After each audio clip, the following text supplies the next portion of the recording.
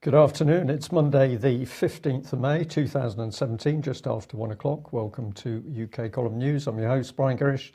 With me in the studio, Mike Robinson. Well, a little while ago, there was some talk of impending hosepipe ban, but clearly that appears unlikely with a massive change of weather in Plymouth and many other places. So summer over the weekend, and today we're back to winter and torrential rain. Good news for gardeners. Absolutely right. We'll get straight in with Syria. Now, last week we mentioned reports that US and UK troops are massing on the Jordanian side of the Syrian border, and the Ministry of Defence, if you remember, absolutely categorically denied that that was the case to me on the telephone.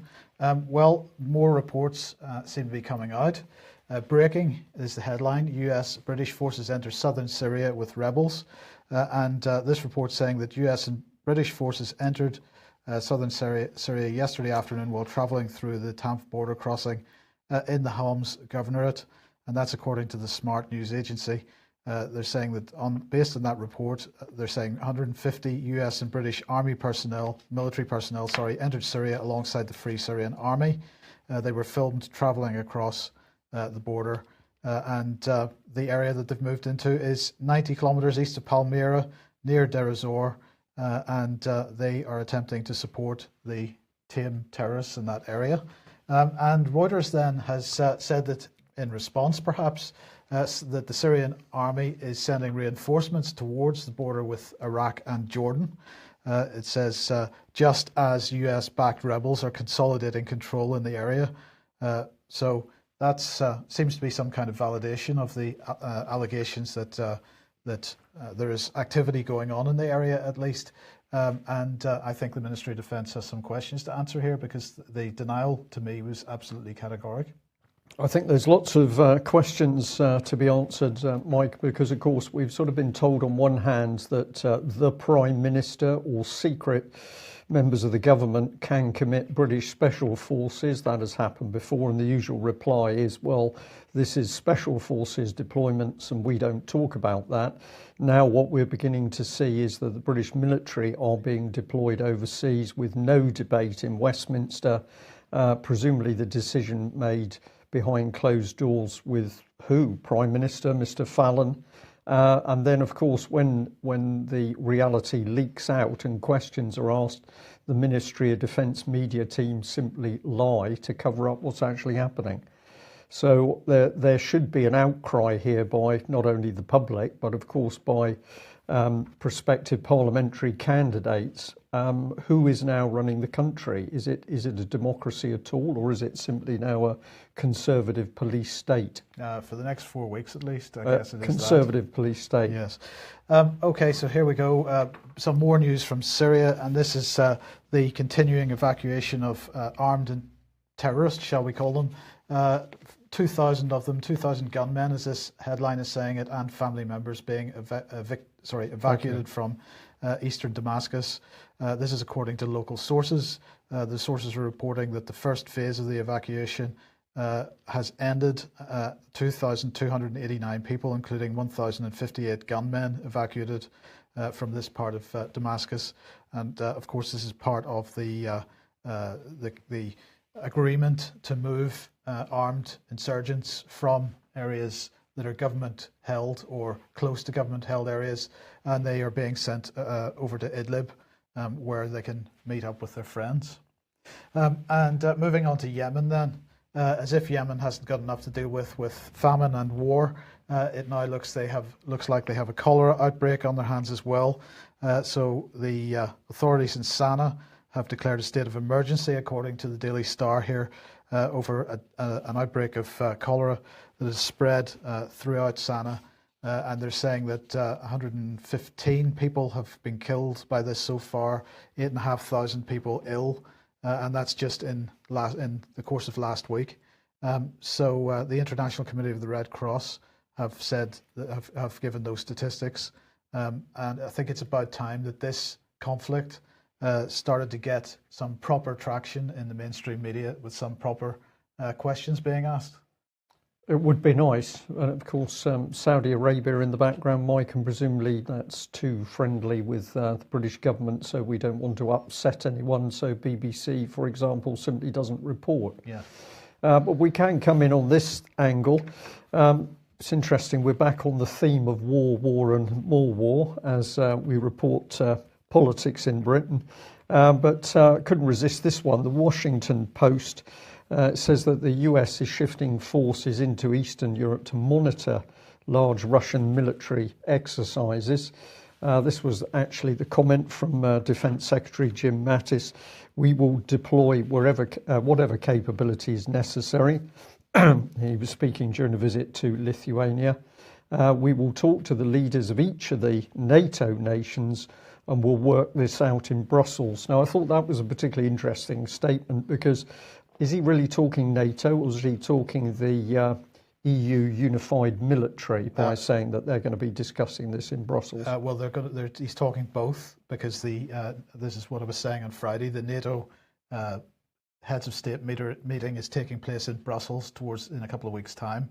And I thought it was very interesting that it was being held in Brussels because I believe that is exactly related to the EU military unification project. Which is the very topic that Theresa May and the whole of the Conservatives don't want to mention during the election. But I'll just add for that previous slide that of course the Americans are pointing a finger at the Russians holding a large-scale military exercise inside Russia. But the Americans saying, well, of course, this is aggression really, and we're only there to monitor it.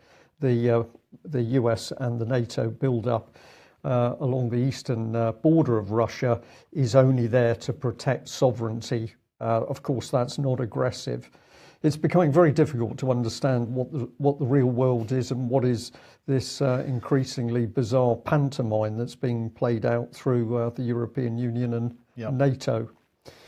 Right, well, where can we go from that? We better come to elections. And I saw this and I winced because May is giving all workers new rights to time off. Now, this can't be some cheap electioneering, or can it? Yes, it is. Well, of course, it must be. She is so desperate that as other newspapers picked up, she's having to try and steal ideas from the other parties in order to cover up what the Conservatives are really about, which is building a police state. So I'm going to say, well, the prize goes to the Mirror here because they went straight for the jugular and said Theresa May, no defender of workers' rights, and you've only got to look at her track record. So we could argue about the Mirror versus the Times or the Telegraph, but at the end of the day, this journalist went straight to the heart of the matter and said, well, this, of course, is just crass electioneering.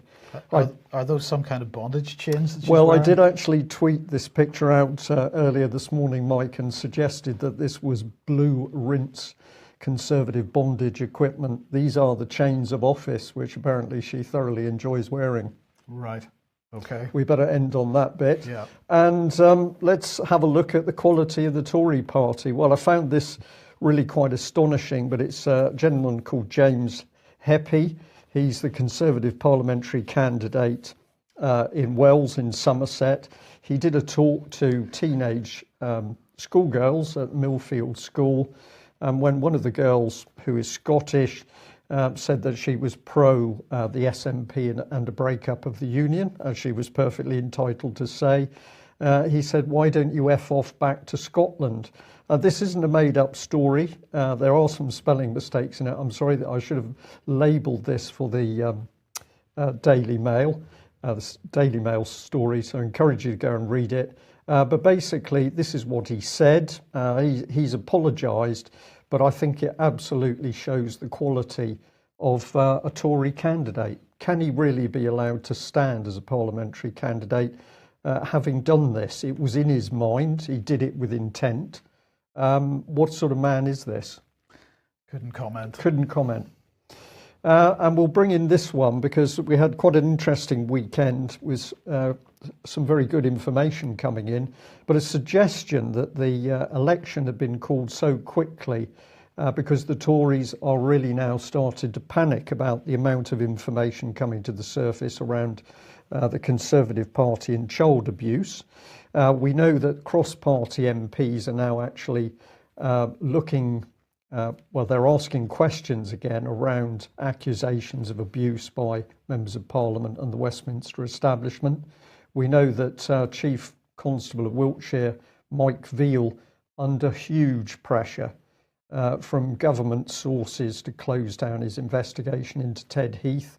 And we've also got the testimony of John Wedger, the Metropolitan Police whistleblower, who also says that there is a lot of fractiousness and fear inside Westminster as people, and particularly the Conservatives, panicking about the truth coming out about the child abuse.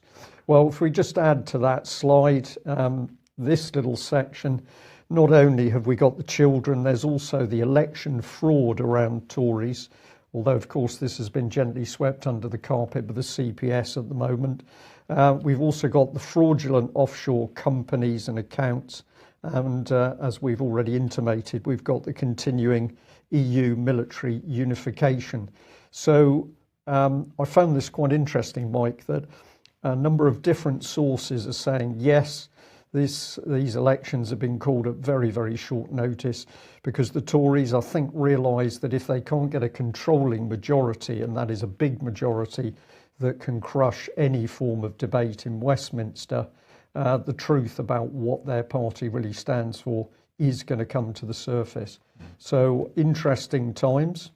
And this little tweet caught my eye this morning, which I was happy to retweet, but it's from Councillor Mike Sparling, Labour, in Plymouth, and he says, Johnny Mercer, parliamentary Conservative, was in Parliament less than 2 years.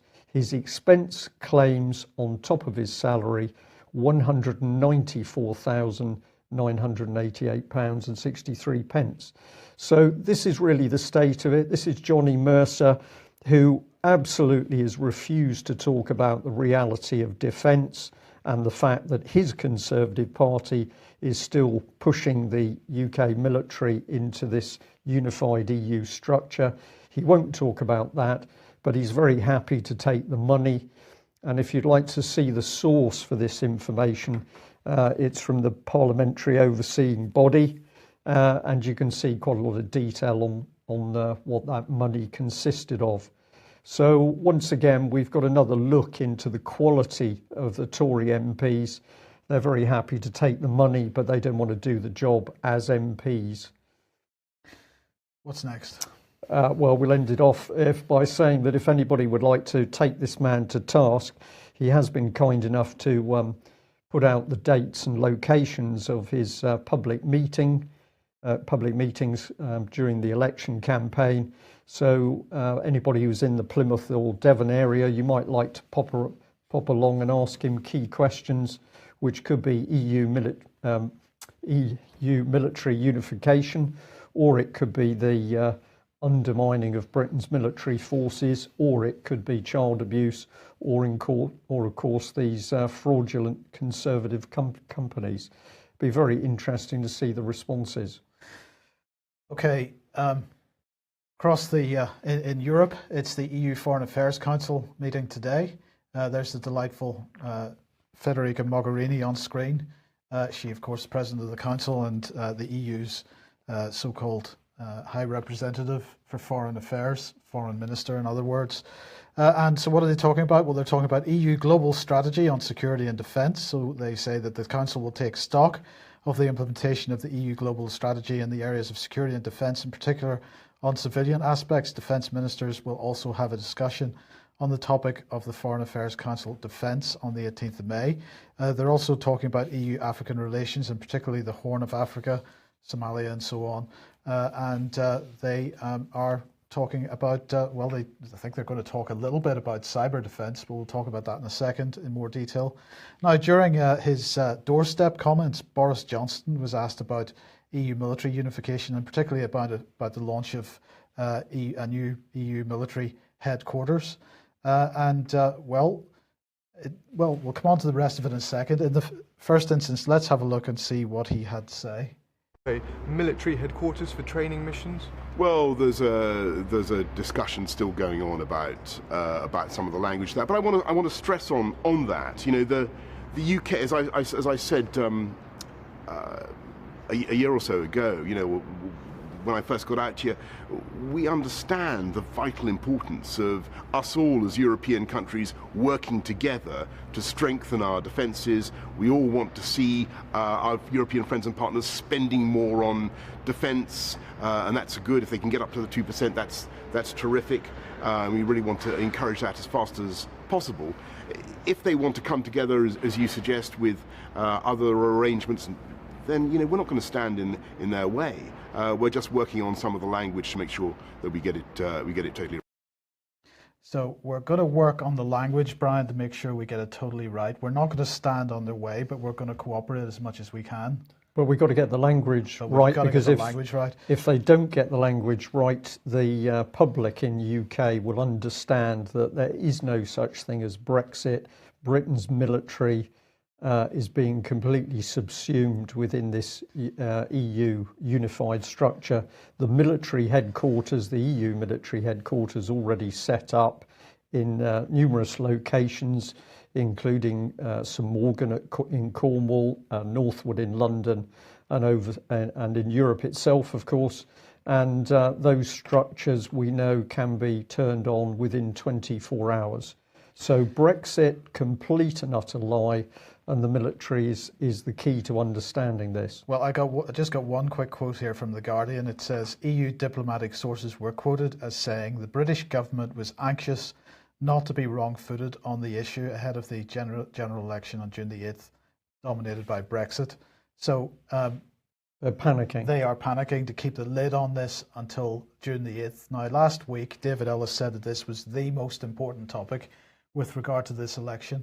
If you want to see the Conservatives blown up from the inside, perhaps is the best, metaphorically speaking, absolutely, bring this issue to every public meeting you possibly can, because they have no answer to it, and it puts the lie on Brexit. We've got to get this out to a broader audience. Yeah, and this, of course, is why local Conservative MPs Gary Streeter, Oliver Colville and Johnny Mercer simply would not discuss the demise of Britain's armed forces. Their response was an aggressive personal attack. They wouldn't respond to the questions put to them.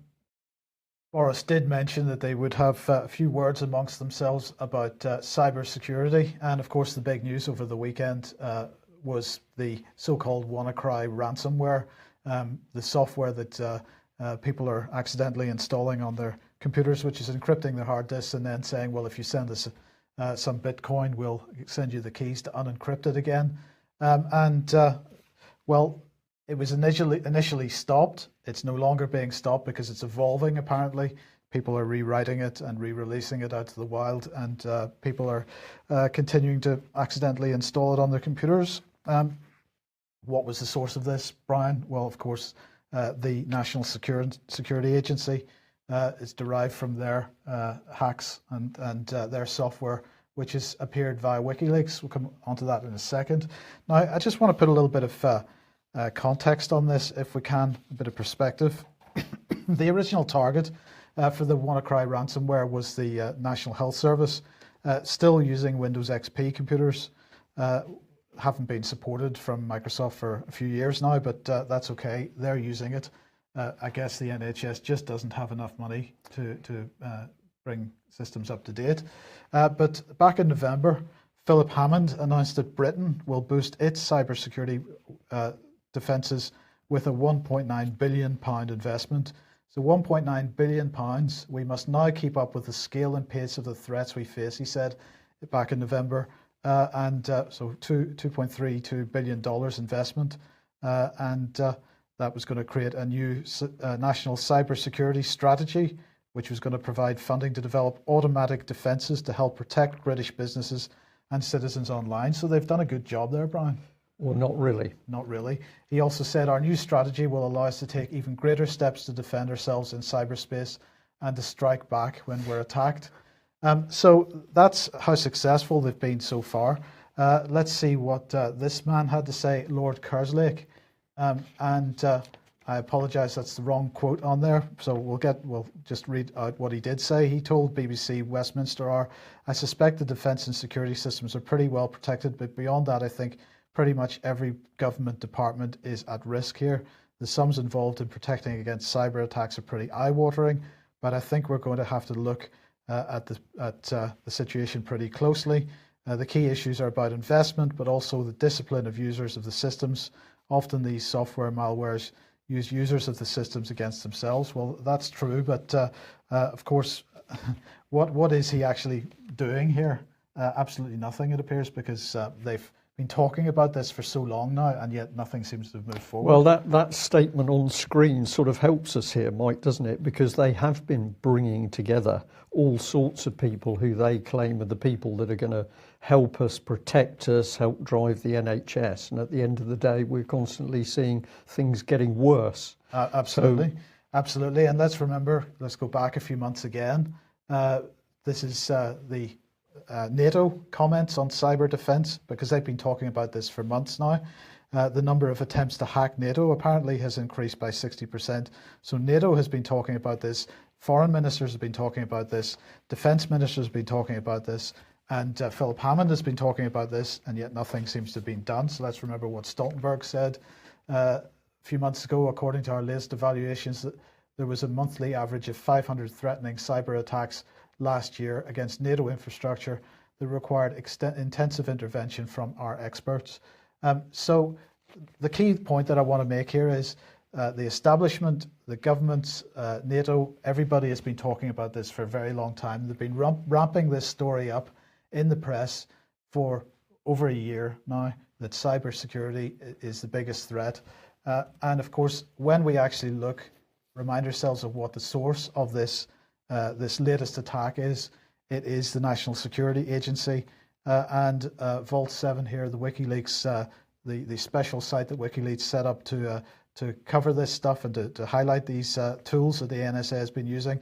And they have just released a new batch of leaks called After Midnight and Assassin. These have come from the Central Intelligence Agency. They're both programs designed to monitor and report on infected remote host computers, again running Windows, and to execute whatever it was that the CIA wanted in terms of a payload. So the source of this is government, in a sense, well, security services. And security services, how has this stuff arrived in the wild? Has it been leaked to WikiLeaks? Is WikiLeaks being used as a government tool? Because what they're intending to do here is to produce a problem which they can then provide a solution for later on. Yeah. I found it interesting that in the newspaper reports, Mike, we don't get comment on the hacking from GCHQ, who we might expect to be closely monitoring and countering at least some of these attacks. We get an amateur hacker. I can't remember his name, but there was a picture of a young man, and he apparently saved the NHS over the weekend by coming up with some backdoor way of stopping the virus. So we paid GCHQ, I think it was an additional £2 billion in cybersecurity. You're talking about more money. And then when the attack comes in, we've got some amateur computer expert, in inverted commas, who saves the nation. Wouldn't it be better to employ him on £200,000 a year? Yes. Okay. And while you were giving that report, I was just catching up on what they're saying at the moment. So mainstream is saying that the NHS is safe, although there's been sort of additional spikes. But we're cancelling operations as a result of hacking. How does that work? Does that mean that the hacking affects what takes place in an operating theatre, or does it just mean they don't know what operations they got scheduled? It means they don't know what operations they've got scheduled. So the NHS has no backup systems at all? No. Despite a budget of 110 billion? Yeah. Yeah. Okay, AV8. This weekend? This weekend, so rapidly approaching. I know the ticket sales have gone extremely well. There's no more tickets for the weekend with accommodation at the hotel, but you can still get day tickets if you go online. numbers are high and increasing. I think it's going to be a really excellent event. And of course, the timing is really good because we got a very turbulent situation in the country with the elections apart from anything else. So if you've never been to an AV8 before, very sociable idea is to learn and enjoy from the various talks and the speakers, but also be able to mix and make friends with other people there. Before we move on from that, we should mention that as a result, since we will be travelling backwards to and from the event, there'll be no news from the UK column on Friday this week. That's the 19th, and Monday, which is the 22nd. So no news on Friday or Monday. We'll obviously have news the rest of this week, but we will come back the following Tuesday. Can I just remind everybody that I'm really keen for people to share this YouTube video. This is a snippet from last Wednesday's news, I think. Tim Farron's comments making what I'm saying, the trafficking of Syrian unaccompanied children an election issue. Please help to make that an election issue, since he's demanding a further 50,000 unaccompanied children be brought to this country in the full knowledge that many of those will disappear out the other side of the care system to a life of sexual abuse and trafficking. Perhaps. Yeah. He does it in. I find Mr. Farron quite remarkable because, of course, he's joint chair of the all-party Christian group in Westminster, along with local Tory MP to be Gary Streeter. What will they do when they're given the evidence as to what's happening with these children? Nothing. They simply run away. It's remarkable. Somebody in the chat box asking about AV8. Is Graham Downing speaking? Yes, he is. He's got 2 talks. I believe they're both on the Saturday night. But if you go to alternativeview.co.uk, you can probably see the schedule there. Yeah, and of course you do get the opportunity to meet the speakers because people are freely mixing. So if you've never had the opportunity to talk to Graham Downing before, you may well get it at the event. Okay, now let's move on to this. The Belt and Road Forum was taking place. Belt and Road Initiative Forum was taking place over the weekend, and today's the last day. President Xi gave his keynote speech yesterday, and he was talking about the next steps that need to be taken to make sure that the 100 countries that are taking part so far in this can benefit further from it. He's talking about $950 billion in investments, over 900 projects, another $115 billion in new commitments from that forum. And he was highlighting how difficult it is to coordinate project design. He's talking about economic development, planning, industrial mobilization among the participating countries. And very interesting point here, he's talking about joint financing through national creditory systems. And of course, this is exactly what we've been talking about for a long time, with using the Bradbury Pound as the sort of leader for that. He said, industries are the foundation of economy. We should deepen industrial cooperation so that industrial development plans of different countries will complement and reinforce each other. Focus should be put on launching major projects, and we should strengthen international cooperation on production capacity and equipment manufacturing, and seize new development opportunities presented by the new industrial revolution to foster new businesses and maintain dynamic growth. So it was a positive message being given, on the basis of national cooperation rather than globalization in the sense of Western globalization. Now, who else was there? Well, Philip Hammond was there. Here's his tweet saying that he was there, and apparently he is in the middle of that group there. I'm sure you can see him there, Brian. Okay. Yeah. So connectivity, cooperation are his top priorities. He said it was an honor to speak there. He commended President Xi for his excellent speech in the morning and for setting the whole thing in motion. Groundbreaking. He used all the positive language, and he said that China's ability to drive phenomenal economic development is well proven. Since 1980, the Chinese economy has grown over 2,500%. This year it's expected to account for a quarter of global economic growth, And of course, the reason economic growth matters is because of how it transforms people's lives. So he's bringing a British perspective to this. I don't think his perspective is quite what the event was really about. But anyway, he said the initiative must, quotes, follow the principle of wide consultation, joint contribution and shared benefit. He said it's his belief that Britain, lying at the western end of the Belt and Road, is a natural partner in this endeavour. Britain has for centuries been one of the strongest advocates of global open trading system, and so he wants to bring his free trade agreements to this thing. Now, this initiative has been operating for quite some time now without Britain's free trade agreements. I'm not quite sure what Britain can add to that. He said that China and the UK have a long and rich trading history. Indeed, the English first attempted to establish a trade route to China in the 16th century, although it took 4 decades to find one. I welcome the Belt and Road Initiative as an opportunity to strengthen these ties. Well, let's look at how the British media has been covering it. The world must unite like a flock of geese, says China's Xi Jinping. And the Guardian here, pretty negative to what's going on.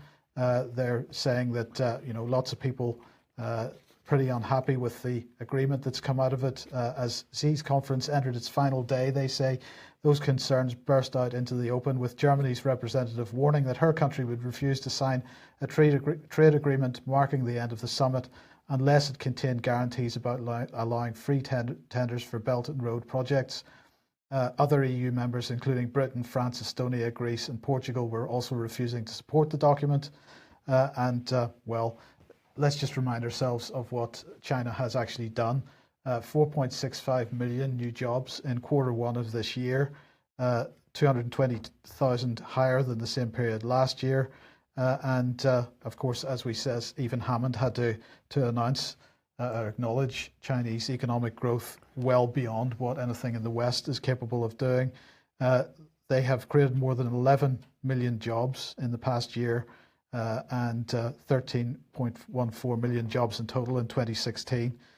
So it is interesting to note that with all these jobs and the number of people lifted out of poverty, that the last time China was at a Sustainable Development Goals conference for the United Nations, they were making the point, of course, that they did all this. They lifted all these people out of poverty without fulfilling any of the Sustainable Development Goals targets.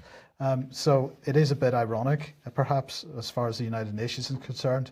I think that if you look at some of the projects that are being implemented through this, some of them are absolutely fantastic.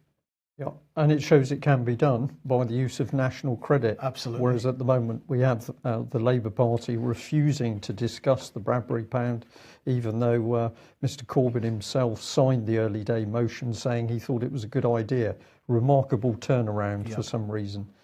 Well, let's come in to UK and what's happening underneath the surface. Now, this gets us into an area where many people will instantly feel uncomfortable. But we'll follow this through. The Guardian here, a headline: I have little interest in sex, yet would like a partner, either a man or a woman. This is the person who's the centrepiece of this Guardian article. And they get some advice given by Pamela Stevenson Connolly. This is the comedian Connolly's wife. But as you begin to meet others, male and female, who are also interested in partnerships, you will learn more about yourself, including your true sexual orientation. So we're starting to push the message again that people don't know what sexuality they are. They can sort of be born and then explore it. And they may be surprised that they're male, female, something in between, or none of the above. Well, this is two of the organisations that this lady's connected with: the Society for the Scientific Study of Sexuality and the World Professional Association for Transgender Health. So transgender coming in there as the newspeak. Well, where does this policy take us? Well, we're getting really some quite direct clues now. Here's the Telegraph. Skirts for boys at private Highgate school under plans for, quote, gender neutral uniform.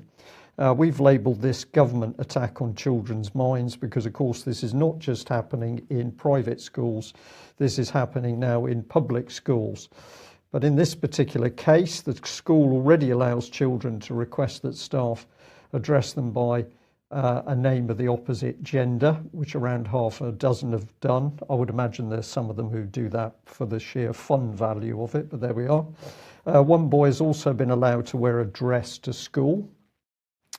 Adam Pettit, the headmaster at the school, told the Times this generation is really questioning if we're being binary in the way we look at things. So all of the language being thrown into this, and of course, what's the real agenda here? To totally confuse young people that they don't know what sex they are. They're confused as to their identity. And this is the part of the article that talks about state schools. Last year it was revealed that around 80 state schools were allowing pupils to wear clothes of the opposite gender. So that's Highgate School, just not 5 minutes walk away from Hampstead. Indeed it is, yeah.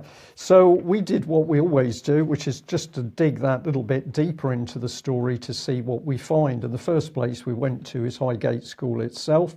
So let's bring on Highgate. Now you'll have to freeze the screen to have a look at this. But we just had time to have a look at two individuals. Let's bring in the first one here. We've got Bob Rothenberg. He's treasurer and chairman since 2017. He's a senior partner at Blick Rothenberg, Chartered Accountants. He's got an MBE, New Year's Honours List for services to business and the community. We noticed he's a trustee of Police Now, and we're going to come on to that. The other man there we looked at was fascinating because John Mills, retired in 2007 after a public service career, 5 years in the government of Hong Kong, part of the Prime Minister's policy unit, also Office of Fair Trading and a Director of Rural Policy at DEFRA. And of course, remember that DEFRA was one of the key departments which figures in the government's behavioural change programme. So two interesting governors on this remarkable school where the boys are going to be called girls' names, going to wear skirts, and the girls are going to mix it the other way. No protests, so we can be assured that these governors are fully in agreement with this aggressive cross-gender, transgender policy. So let's have a little look at the gentleman himself. Here's Bob, if we can just pop him on screen. And this is from Police Now website. So it talks about Blick Rothenberg again. He's a board member of was a board member of Think London for 11 years, and he's advised many UK companies. Chairman of Global Accounting Association, BKR, and he's regularly quoted on tax and commercial issues and has appeared on radio and television. Well, who would we expect to see alongside him in this interesting organisation? Well, now we can get in some pretty serious people because we've got Claire Davies, the Director of HR Metropolitan Police Services. So here we are, responsible for the whole of the Met Police. Presumably she's implicated in the John Wedger affair, because if she's Director of Human Resources, presumably she's the lady who should be protecting John Wedger now that he's got official whistleblower statement. Instead of cutting his salary, you mean? Instead of cutting his salary, indeed, yeah. So that's an interesting combination. What does Police Now do? Well, it's this. Police Now exists to transform communities, reduce crime, and increase the public's confidence in policing by recruiting and developing an outstanding and diverse group of individuals to be leaders on the policing front line and in wider society. So it's common purpose for the police then?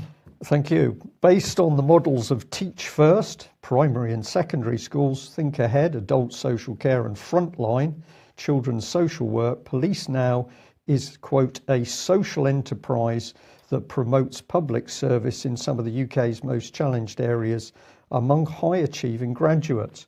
So we've now got a police training organisation which is really totally unaccountable to the public, but this is all based on leadership, and we can now see that one of their key men thinks that women should be dressing as men, boys should be dressing as girls.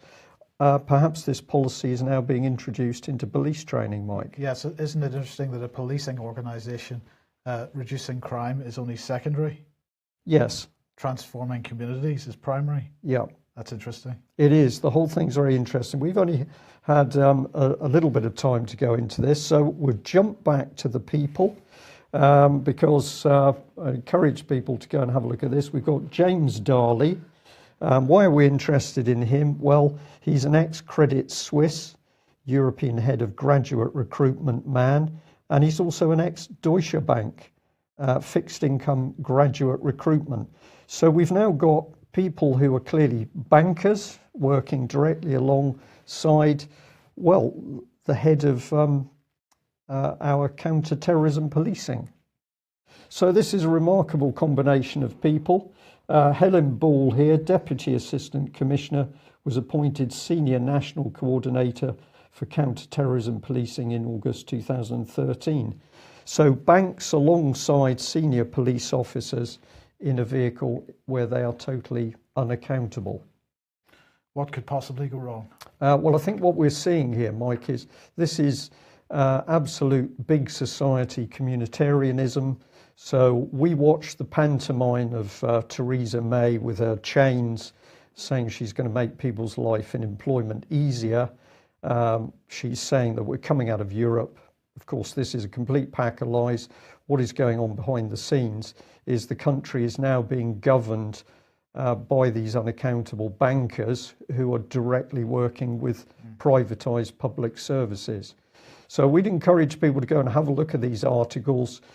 We followed through a story about children being told they don't really know what sex they are. But of course, what we're interested in are the people who are telling the children this, and where those people are also having other influence on government policy. So that police organisation, Police Now, well worth a look.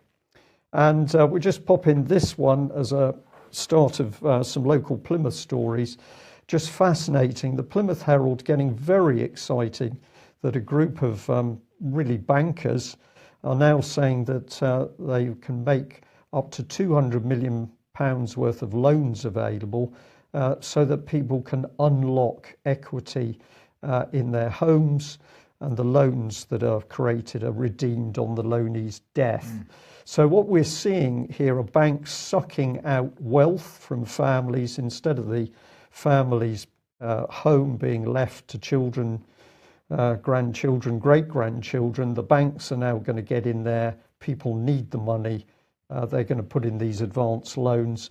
But this is advertised by the Plymouth Herald as though this is a bona fide company taking raw materials and creating proper wealth. Just quite remarkable.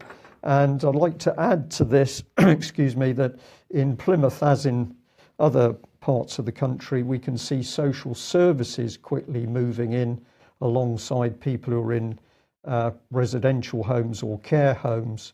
Charges put on their property to pay for the costs of care.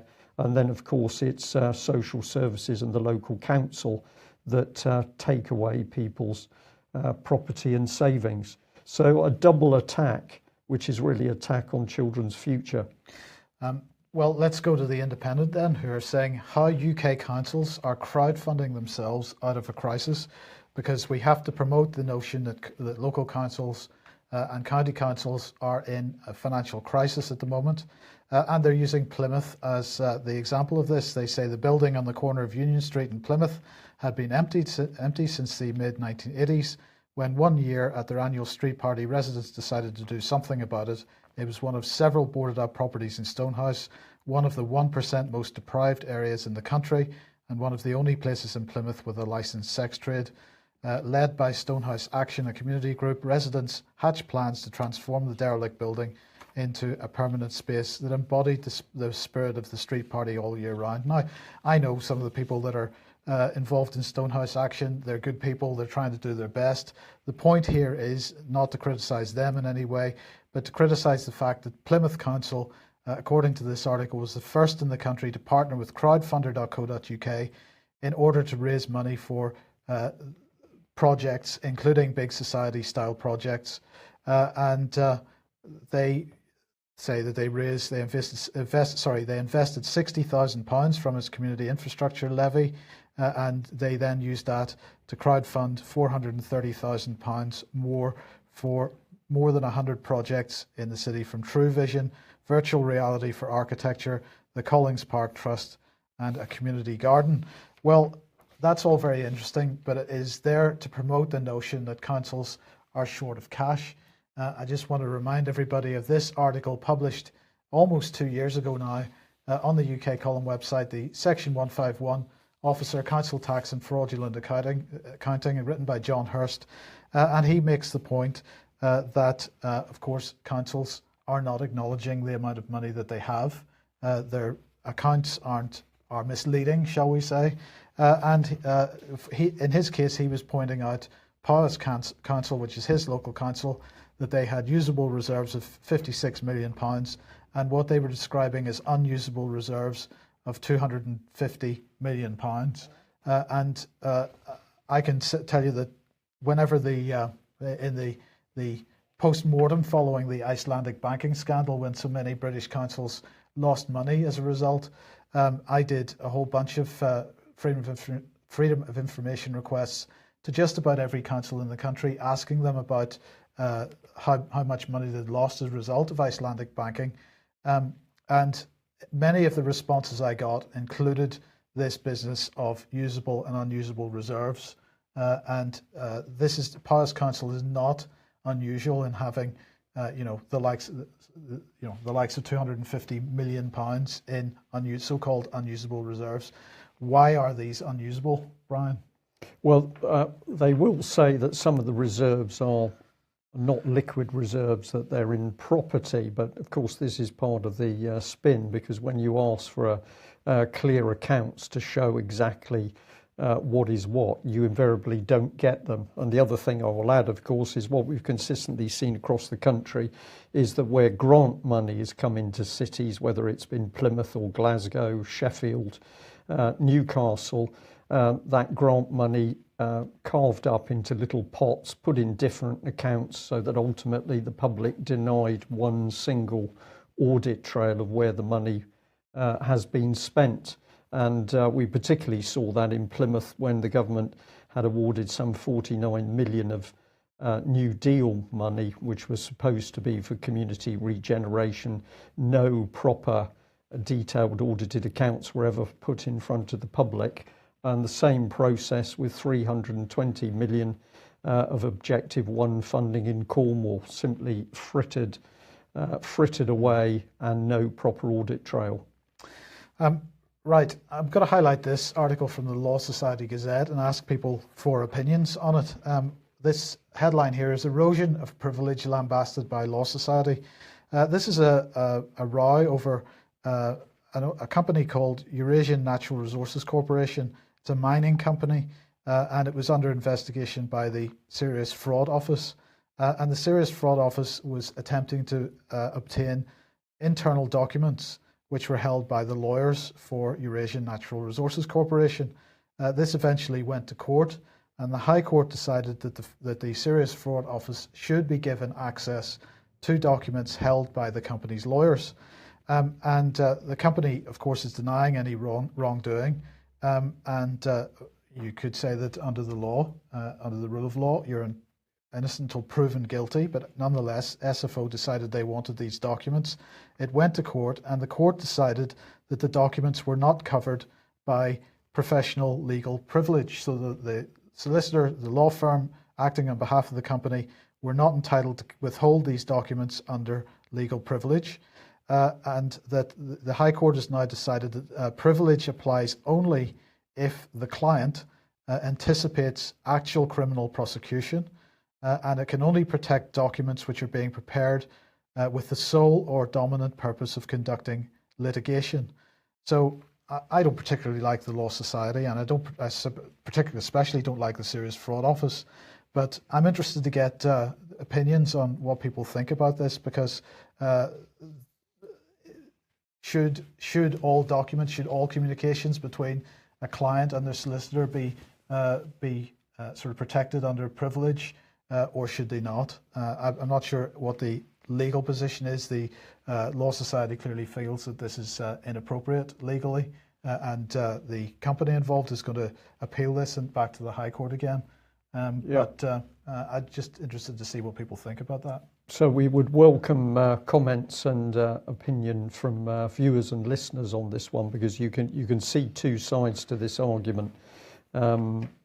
Innocent till proven guilty, and therefore, if in the lead up to the court case you're having a dialogue with your solicitor or barrister, should that remain confidential? Or is it right to say that if there's sufficient evidence to show that guilt is there, this stuff should become public? I think it's the start of a slippery slope. I can't quite see where it goes, but I think I've got an idea that this is not good for justice. Well, we'll end on that note, as it's 13:50 at the moment. We'll say thank you very much for joining us. Remember, no UK column on Friday coming, or the following Monday, but we will be back tomorrow at the same time, 1 o'clock. Thanks for joining us. Bye-bye. Bye-bye.